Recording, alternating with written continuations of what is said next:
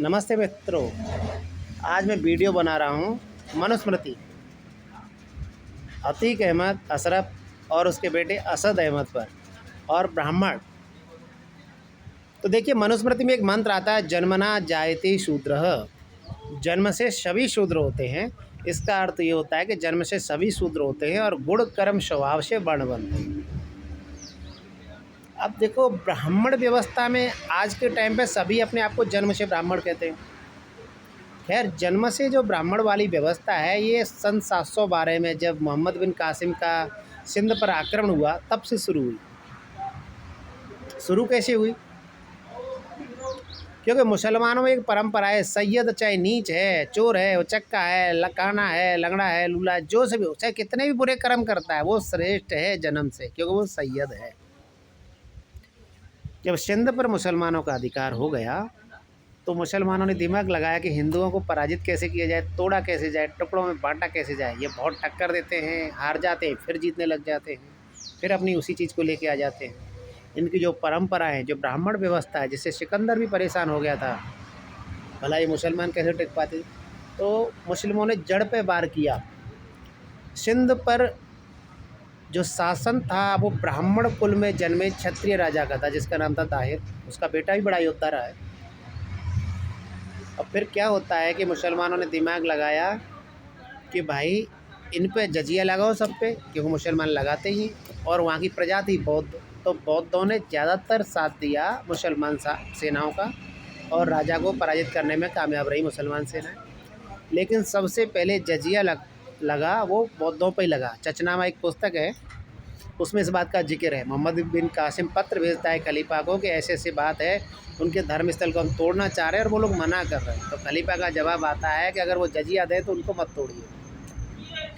यानी जिन लोगों ने इस्लामिक सेनाओं का साथ दिया उन पर भी जजिया लगा, पर ब्राह्मण पर जजिया नहीं लगा, क्योंकि मुसलमानों ने हिंदू सनातन धर्म की जो मूल व्यवस्था थी, कर्म आधारित व्यवस्था थी, उसकी जड़ों पर प्रहार किया। और ज़्यादातर ब्राह्मण जो कर्महीन ब्राह्मण थे, उनको खरीद लिया कि हम तुम पर जजिया नहीं लगाएंगे, बाकी सब पर जजिया लगाएंगे, और तुम श्रेष्ठ रहो ना, जैसे हमारे में सैयद श्रेष्ठ है, तुम श्रेष्ठ रहिए। तो मुसलमानों की सैयदी परंपरा इस तरीके से ब्राह्मण समुदाय में घुस गई, और जन्म के आधार पर सबको ब्राह्मण कहते हैं। जबकि हमारे शास्त्र तो स्पष्ट करते हैं, जन्मना जायते शूद्रः, जन्म से सभी शूद्र होते हैं। और उपनिषद कहते हैं कि पृथ्वी शूद्रा है, यानी सबसे बड़ी शूद्रा पृथ्वी है, सबका भार अपने ऊपर लेके चलने वाली। यानी उपनिषदों ने शूद्र की तुलना पृथ्वी से की है। और शूद्र कौन?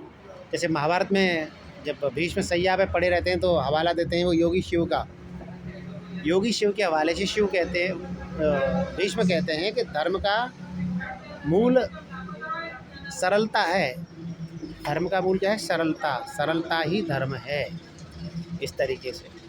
अब चूँकि क्या होता है कि ब्राह्मण समुदाय में जब अतीक अहमद का लड़का जब गया तो झांसी में, जहाँ पुलिस बता रही है, जो छुपने की बात आ रही है, तो वो झांसी में किसी पांडे के यहाँ पर रुका। अब पता नहीं, पुलिस की जांच का विषय है, हम तो स्पष्ट नहीं कह सकते। लेकिन क्या पांडे किसी मेहतर को अपने घर में रख सकता था? हिंदू मेहतर को नहीं रखता। किसी जाटव को रख सकता था? नहीं रख सकता था। पर उसने मुस्लिम को रख लिया,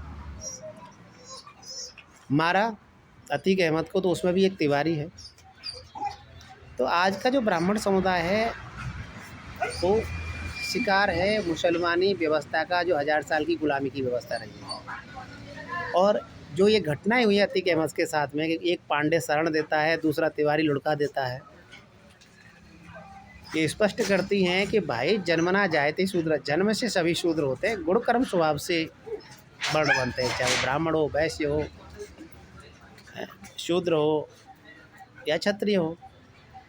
अब इन लड़कों का भी क्षत्रियपन जागा होगा ना। अगर ये किसी के सूटर नहीं है, इन्होंने अपने मन से ऐसा काम किया है, तो इनके हृदय का क्षत्रियपन जागा हो। चाहे वो मौर्य का लड़का, वो भी क्षत्रिय है, ब्राह्मण का लड़का, वो भी क्षत्रिय है, वो तीसरा शनि है, वो भी क्षत्रिय है।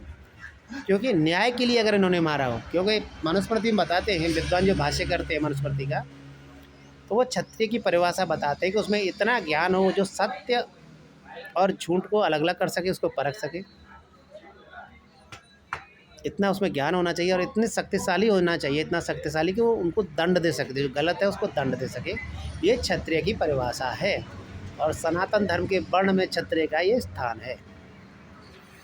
तो ये जो जन्म आधारित व्यवस्था है, ये तो बाबा साहब की संविधान की देन है कि जन्म के अनुसार जाति के, और ब्राह्मण व्यवस्था जो जन्म आधारित हुई, ये मोहम्मद बिन कासिम के की देन है। ये मुसलमानी परंपरा है और जो जन्म से खुद को ब्राह्मण कहते हैं अर्ध मुसलमानी है, यानी मुसलमानी परंपरा को खुद में धारण किए हुए हैं और ज़्यादातर मनुस्मृति के उन्हीं मंत्रों का उच्चारण करेंगे, उन्हीं मंत्रों को सामने लाएंगे जिनमें मिलावट ज़्यादा है। सत्य मंत्रों को कभी नहीं लाएंगे, ये कभी वेदो अखिलो धर्म मूलम नहीं कहेंगे। धर्म के लक्षण जो मनुस्मृति में बताए गए हैं, दति क्षमा दमो अस्ते शौचंद्र निग्रह धीर विद्या सत्यम क्रोधो दशकम धर्म लक्षणम, इसको कभी नहीं कहेंगे। जन्मना जायते शूद्र है, इसको कभी नहीं कहेंगे। हाँ, उन चीज़ों को ज़रूर कहेंगे कि अगर किसी के कान में वेद मंत्र चले जाए तो कील ठोक देनी चाहिए, किसी की जीभ से वेद मंत्र का उच्चारण हो जाए शूद्र से तो जीभ काट देनी चाहिए। जबकि ऐसी सजाएं जीभ काटने की या शीशा उड़े लेने की या कान में कील ठोकने की, ये तो सनातन धर्म में है ही नहीं। मृत्युदंड ने तो सिर काट करके दिया जाता था या हाथी के पैर से कुचलवा दिया जाता। ये जो सजाएं हैं इस्लामिक हैं, गले में पिघला हुआ सूसा उड़ेल करके मार डालना, खाल को उतार करके जीवित ही खाल उतार दे के मार डालना, ये सब इस्लामिक सजाएं, सनातनी है ही नहीं। अच्छा मित्रों, जो सनातन धर्म के बारे में जानकारी चाहते हैं कि सनातन धर्म का सत्य रूप क्या है, प्रश्न कर सकते हैं। आपके प्रश्नों को ज़रूर हम उत्तर देके शांत करेंगे, आपके मन की जिज्ञासा को ज़रूर शांत करेंगे। और एक मंत्र आता है गीता में, यदा यदा य धर्मस्य, आपने जाना ही होगा। तो अखिलेश के राज में जो योचले थे, जितना अतीक वगैरह वगैरह, योगी के राज में इनका देखो काम हो गया तमाम। कोई ना कोई खड़ा हो जाता है, जैसे औरंगजेब खड़ा हुआ उसने, तो उसके विरुद्ध तमाम लोग खड़े हो गए। अलाउद्दीन खिलजी का अंत तो देखा होगा आपने, कितना अत्याचार किया। जब बूढ़ा हुआ तो क्या हुआ उसके साथ, उसकी पत्नी को एक हिजड़े से निकाह करना पड़ा और उस हिजड़े ने फिर भी उसको मार डाला, मरवा डाला। ये कहानी है। तो जन्मना जायते शूद्र, यही मनुस्मृति का मूल है, यही सनातन का मूल है। 4 भाई है, 4 वर्णों के हो सकते हैं। किसी ब्राह्मण को आप जन्म से ब्राह्मण मत मानिए। अगर आप जन्म से किसी को ब्राह्मण मान रहे हैं तो आप शूद्र हैं, स्पष्ट तौर पर आप शूद्र हैं। और हाँ, मनुस्मृति में मिलावट के जो समर्थक हैं वो ब्राह्मण, वो जनेऊ पहनेंगे, जो यज्ञोपवीत पहनेंगे वो 6 धागे का पहनेंगे, क्योंकि वो पत्नी को भी शूद्र मानते हैं, इसलिए अपनी पत्नी को जनेऊ नहीं पहनने देते। तो उनको मान लीजिएगा ये मिलावट समर्थक है, और 712 की जो इस्लामिक व्यवस्था है उसके समर्थक है, यानी उनका इस पर असर है जो 1000 साल की गुलामी का है। ठीक है, तो नमस्ते, बस इतना ही।